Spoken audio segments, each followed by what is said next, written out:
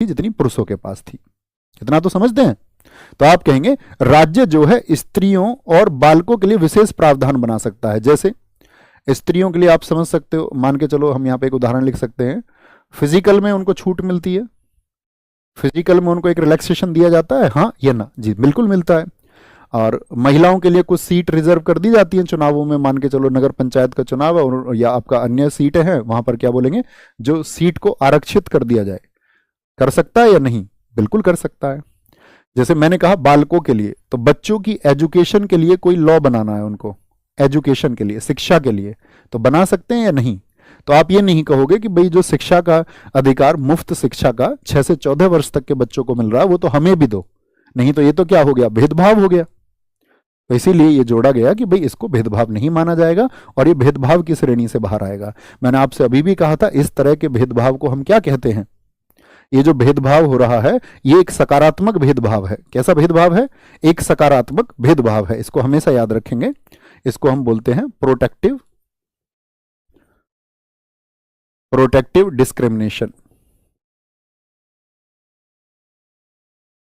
कैसा भेदभाव होता है ये?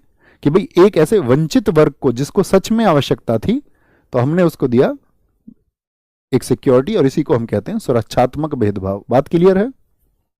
बताते रहा करो, क्लियर है, कोई दिक्कत नहीं है।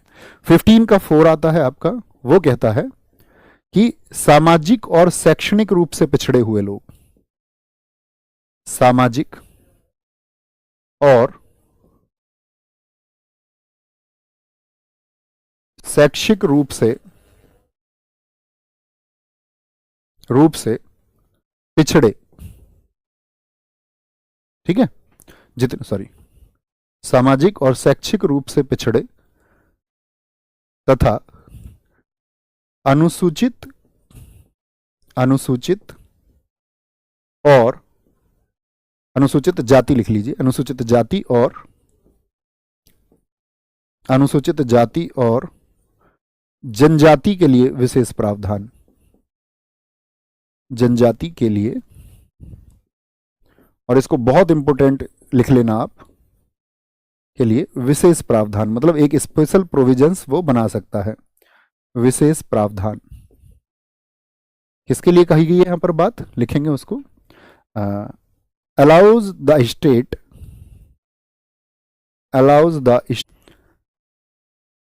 SC ST, इतना लिख लें, कोई दिक्कत तो नहीं।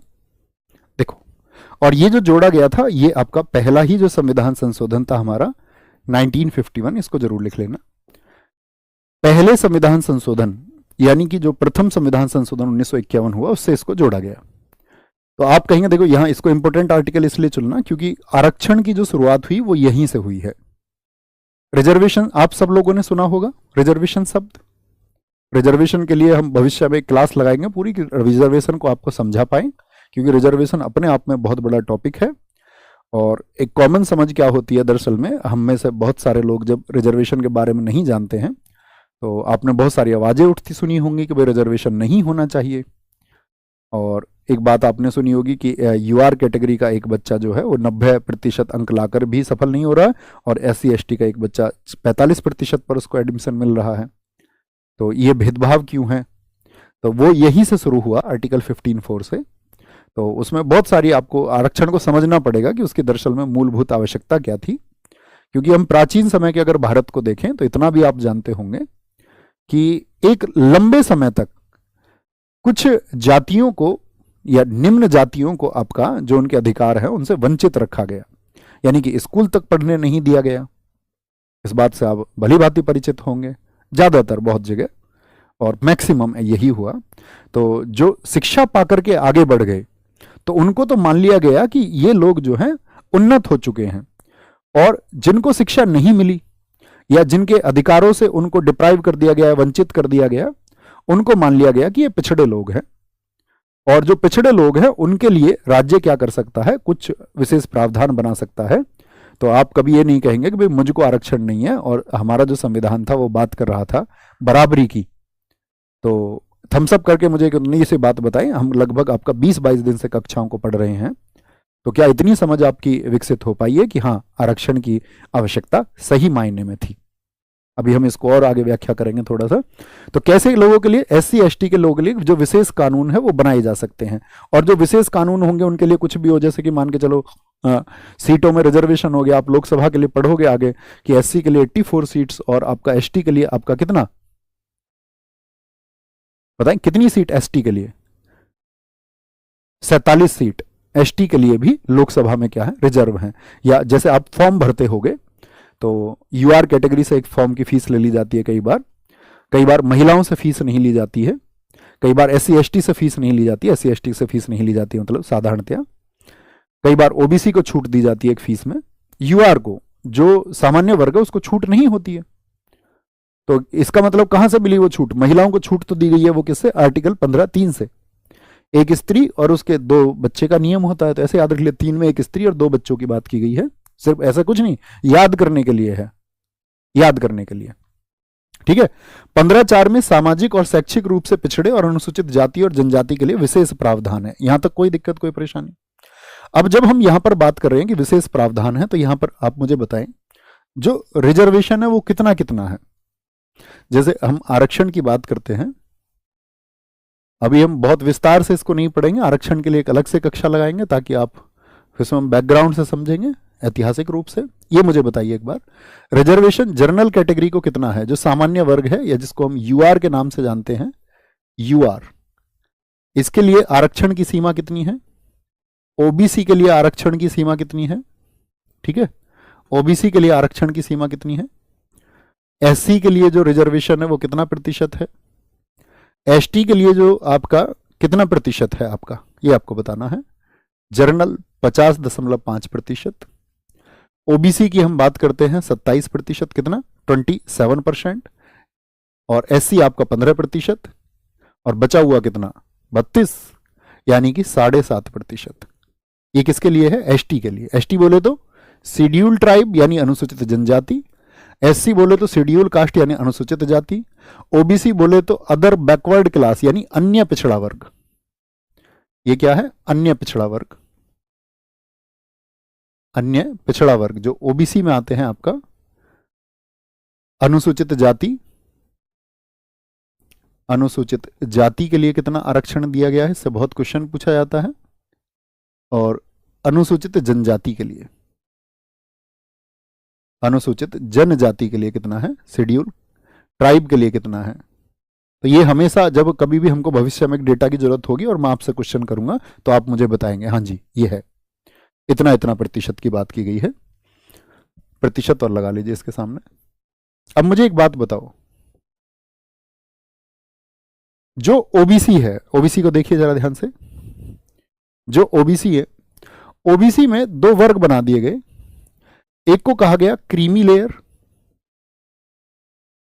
क्रीमी लेयर, और एक को कहा गया non creamy layer, non creamy layer. इस बात का क्या मतलब है, क्रीमी लेयर का क्या मतलब है वो समझना है। तो भाई जब OBC में किसी व्यक्ति को आरक्षण मिला, रिजर्वेशन मिला, रिजर्वेशन देने का अर्थ क्या है ये जरा अपने शब्दों में लिखें, सोचें थोड़ा सा। तो आप कहेंगे रिजर्वेशन से भैया उन लोगों को अपलिफ्ट करना था जो कभी ना कभी वंचित रह गए थे संसाधनों से, और उनकी वजह से उनकी सामाजिक, आर्थिक या राजनीतिक तरक्की नहीं हो पाई, तो उनको अपलिफ्ट करने के लिए रिजर्वेशन देना शुरू किया गया था। रिजर्वेशन का मूल सिद्धांत भी यही था। तो अब ऐसा भी हुआ ना, एक व्यक्ति को रिजर्वेशन जैसे आज मिल गया, और रिजर्वेशन का फायदा जब उसको मिला और मान के चलो वो कोई अधिकारी बन गया, अधिकारी बन गया, या उसने कोई आपका जो उसको छूट मिली आपका उसका उसके किसी भी तरह से प्रयोग करके अपने आप को एक वेल स्टैब्लिश कैटेगरी में पहुंचा दिया, यानी कि एक विकसित वर्ग में उसने खुद को पहुंचा दिया, या ये कहें कि वो एक अमीर व्यक्ति बन गया, तो क्या अब उसको आरक्षण की जरूरत है? कभी भी मतलब आपको उत्तर जब देने तो जातिगत होकर नहीं देने हैं, मतलब एक अच्छे नागरिक होने के नाते आपको सोचना है। कभी भी आप धर्म से जुड़ के धर्म के पक्ष में होकर के कोई स्टेटमेंट ना दे, नहीं तो सीख नहीं पाएंगे, या किसी जाति का व्यक्ति होकर के कभी स्टेटमेंट ना दे, आपको सीखना है यहां पर। तो आप क्या कहेंगे, जो विकसित हो चुका है उसको तो आरक्षण की आवश्यकता नहीं होनी चाहिए। तो यही बात है, क्रीमी लेयर में कौन लोग हुए जो मतलब आरक्षण का फायदा उठा के क्या बोलेंगे, क्रीमी लेयर हम कह सकते हैं उनको जो सोशली और इकोनॉमिकली डेवलप हो गए, इकोनॉमिकली, यानी कि उनका सामाजिक और आर्थिक रूप से विकास हो चुका है, सामाजिक और आर्थिक रूप से क्या हो चुके हैं, वो रूप से उन्नत हो चुके हैं। उन्नत का मतलब है डेवलप हो चुके हैं। अब कैसे लोगों को ये कहा जाए कि भाई कैसे पता चलेगा कि वो सोशली और इकोनॉमिकली जो है उन्नत हो चुका है, तो इसके लिए कैटेगरी बना दी गई 8 लाख रुपए की। कितनी कि 8 लाख रुपए या उससे ज्यादा जो कमाता है वार्षिक, यानी एनुअली, ऐसा नहीं हर महीने का, वार्षिक, तो उसको मान लिया गया क्रीमी लेयर। तो क्या जो ओबीसी में क्रीमी लेयर में आता है उसको आरक्षण का लाभ मिलता है? आप कहेंगे नहीं। ये बात अलग है कि आपका कोई कागजात बनवा ले, जैसे ईडब्ल्यूएस में भी तो शर्तें हैं, इकोनॉमिक वीकर सेक्शन, और बहुत सारे तो ऐसे लोग हैं कि उनकी जो सालाना इनकम है वो 20 लाख रुपए है, लेकिन तब भी उन्होंने आरक्षण का लाभ लेना है और उस आरक्षण के लाभ को वो छोड़ना नहीं चाहते। उनका संविधान के प्रति जो नैतिक कर्तव्य है उसको वो भूल जाते हैं कि भाई फिर उनको मतलब वो देश के बारे में दलील तो बहुत सारे लोग देते हैं, लेकिन वास्तव में क्या था और क्या उसकी जरूरत थी, और हम संविधान का पालन सही मायने में कर रहे हैं या नहीं कर रहे हैं। मैंने कहा था कि अगर संविधान का पालन कोई व्यक्ति करता है तो वह एक महान व्यक्ति हो जाता है। ठीक है, तो क्या बोलेंगे इनको तो नहीं मिलना चाहिए, लेकिन नॉन क्रीमी लेयर, भाई जिनका अभी विकास नहीं हुआ है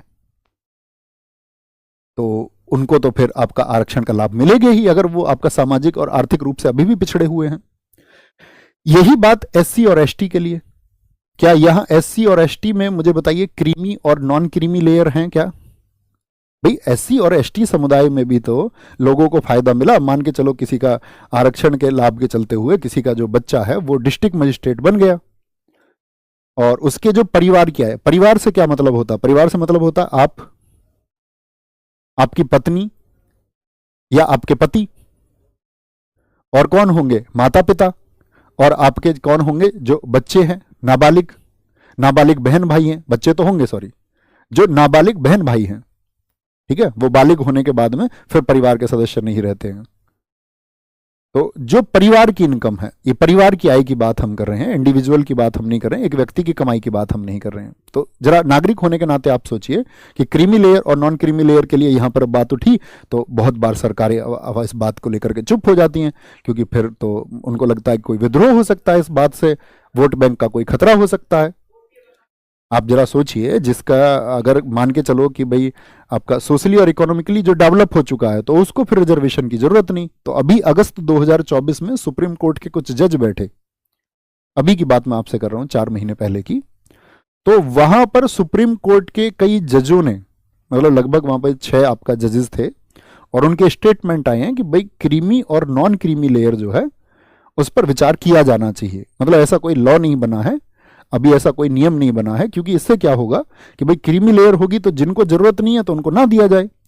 अब होता क्या है दरअसल में, आरक्षण का जो सही लाभ है वो कौन लोग ले रहे होते हैं, जिनको इस बारे में आपका अवेयरनेस है, जो जानते हैं। लेकिन अभी भी बहुत पिछड़े हुए गांवों में जो बच्चा एससी या एसटी समुदाय या जो परिवार है उसको अपने हित ही नहीं पता है, क्योंकि उसकी शिक्षा ही उस तरह से नहीं हुई, वो जानता ही नहीं है आरक्षण क्या होता है।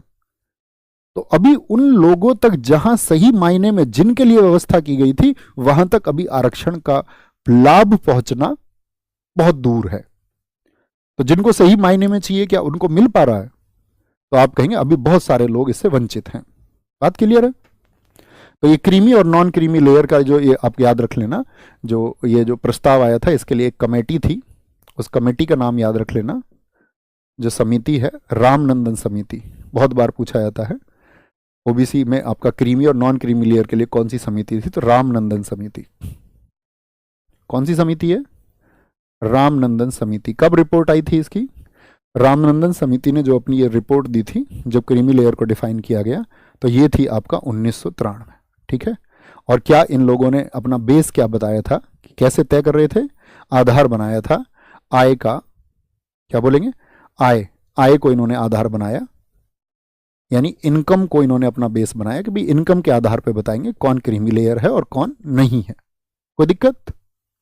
बात समझ में आई है? तो यहां पर हमने क्या बात की थी? हमने बात की थी कि